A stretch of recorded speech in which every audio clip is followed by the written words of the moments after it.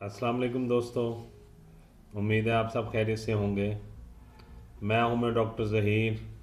आज मैं आपको वर्म हश्का या बेलानाइटस एक तकलीफ़ है, बीमारी है जो मर्दों को पीनस के अगले हिस्से में यानी सुपारी वाले हिस्से में या कैप वाले हिस्से पे नमूदार होती है। ये तकलीफ़ और बीमारी वर्म की सूरत में सूजन की सूरत में और इसका फिर वो हिस्सा क्योंकि इंतहाई सेंसिटिव होता है और तमाम जिस्म में के जो सेंसिटिव तरीन हिस्सा है वो पीनस का कैप वाला हिस्सा होता है और वहाँ पे हल्का सा कोई चीज़ टच हो जाए या ख़राश आ जाए तो काफ़ी तकलीफ़ और दुखन महसूस होती है। पूरे जिस्म में एक बेचैनी और इज़्तिराबियत की कैफियत हर वक्त रूनुमा रहती है।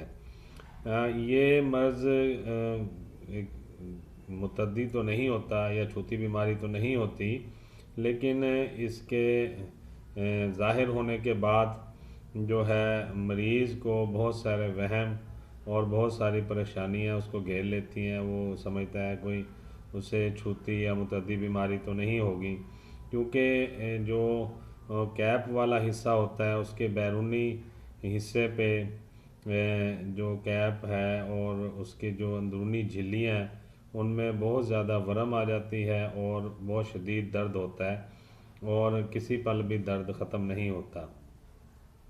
इसके बहुत सारे असबाब हैं जिनमें से चंद एक मैं बता देता हूँ। एक तो बहुत ज़्यादा गर्म चीज़ों का इस्तेमाल है, जिसमें बहुत ज़्यादा गर्मी की वजह से भी ये हो सकता है।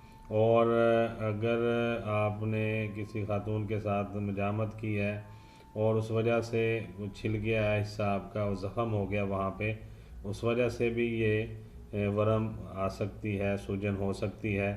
या फिर आपने किसी ऐसी खातून के साथ जो कि तवाइफ़ वगैरह की वाली होती हैं, तवाइफ़ होती हैं ख़वातीन, उनके साथ या जो बहुत सारे लोगों के साथ जिनका रिलेशन होता है उनके साथ आपने रिलेशन किया है तो भी ये बीमारी आपको हो सकती है, ये तकलीफ़ हो सकती है।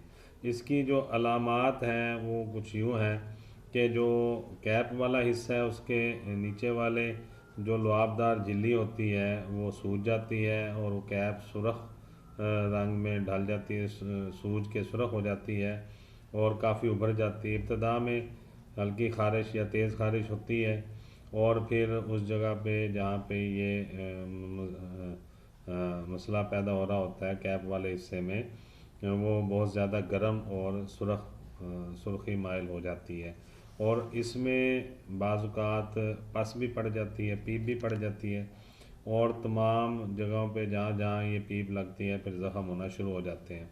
बाज़ मरीज़ों में जो है ख़राश कम होती है और पीप भी कम होती है और ज़ख़म वगैरह भी ज़्यादा नहीं होते और सूजन भी कम होती है और लेकिन सुर्खी वैसे ही होती है और इनमें से बहुत खफीफ सा मादा खारिज होता है और बाद मरीज़ों में तमाम की तमाम जो झिल्ली है हश्का है यानी जो कैप वाले हिस्से की झिल्ली है वो सुरख और सूजी हुई हो जाती है और उनमें से बाज़ात बहुत ज़्यादा पीप का अखराज भी होता है और आप यूँ कह लें कि इसमें कभी बहुत ज़्यादा पीप होती है इस बीमारी में या कभी पीप बहुत कम होती है और बिल्कुल पैदा भी नहीं होती, कभी ख़ारिश बहुत ज़्यादा होती है या ख़ारिश बहुत कम होती है।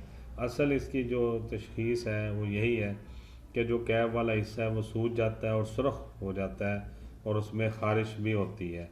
तो ये इसकी असबाब हैं और अलामात मैंने आपको बताया, इसके असबाब बताएं और इसके जो है पहचानने का जो तरीका है वो भी मैंने आपको बता दिया।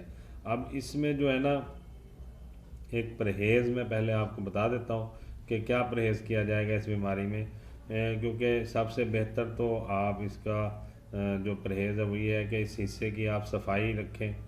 बहुत ज़बरदस्त सफाई होनी चाहिए यहाँ की। आपको दिन में 4 या 5 मरतबा गर्म पानी से और साबुन से, जो भी आपके पास अवेलेबल हो, अच्छी तरह साबुन लगा के आप इसको धोएं। अपने जो पीनस है या जिसे आप कह लें कि जो नफ्स का अगला हिस्सा है, कैप वाला हिस्सा जिसमें सूजन है या दाने बन रहे, पस पड़ रही है और दर्द है और सुर्खी माइल वो हो चुका है कैप वाला हिस्सा, तो उसमें सबसे बेहतर और ज़बरदस्त परहेज़ यही है कि आप उसको दिन में 4 से 5 मरतबा अच्छी तरह गर्म पानी से, हल्के गर्म पानी से और साबुन के साथ धोएं, इसकी सफाई रखें। ये एक परहेज़ है इसका। और उसके बाद आपने एक कपड़ा लेना है और उस कपड़े का टुकड़ा या थोड़ी सी कॉटन रुई ले लें। उसको आपने ये करना है कि आपने एक हमारी मेडिसिन होती है कैनलडुला मदर टिंचर। कैनलडुला मदर टिंचर आपने ले लेना 1 ड्राम और उसमें 2 औंस पानी मिला लेना है, तो ये एक कैनलडुला लोशन तैयार हो जाएगा। कैनलडुला मदर टिंचर 1 ड्राम 2 औंस पानी, आप इसमें जो है ना इस रुई को या कपड़े को भिगो देंगे और फिर उसको आप जो है उस हिस्से पे रख लेंगे और उसको उससे कवर कर लेंगे, ऊपर हल्की सी एक पट्टी बांध लेंगे इसके ऊपर।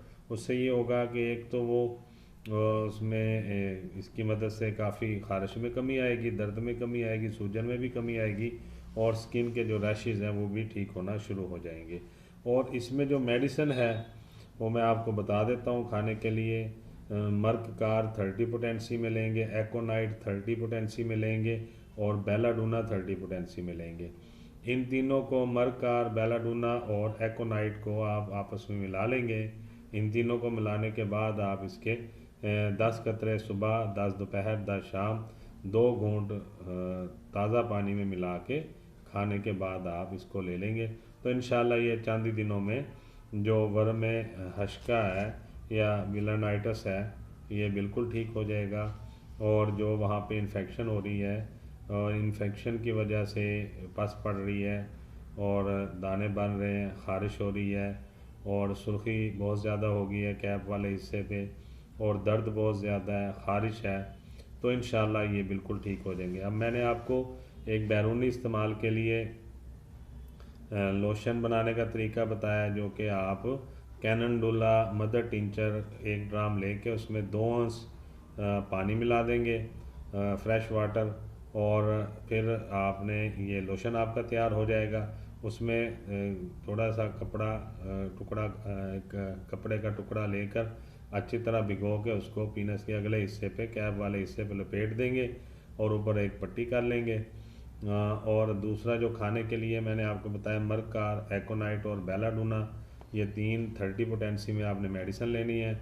इन तीनों को आपस में मिला के आप इसको सुबह, दोपहर, शाम 10-10 कतरे आप 2 घूंट पानी में मिला के पी सकते हैं और इससे ये इंशाल्लाह आपके जो है ये वर्म हश्का या वेलानाइटस ये बिल्कुल ठीक हो जाएगा। और जो स्पारी वाले हिस्से की इन्फेक्शन है, कैप वाले हिस्से की पीनस की इन्फेक्शन है, वो ठीक हो जाएगी और दर्द भी ठीक हो जाएगा, ख़ारिश भी ठीक हो जाएगी, सूजन भी ठीक हो जाएगी और जो रेडनेस है, सुर्खी है, वो भी इंशाल्लाह बिल्कुल ठीक हो जाएगी।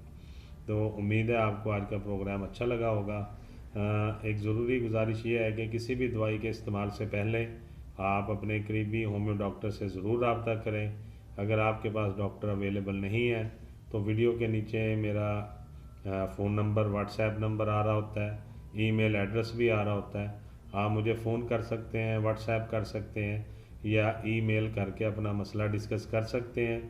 और फिर मेडिसिन समझने के बाद, मुकम्मल हकीकत देने के बाद जो मैं मेडिसिन आपको बताऊंगा वो आप मेडिसिन लेकर उसकी तस्वीरें खींच के मुझे भेजेंगे और मुझे चेक करवाने के बाद फिर आप उसका तरीका समझ के मेडिसिन इस्तेमाल करेंगे।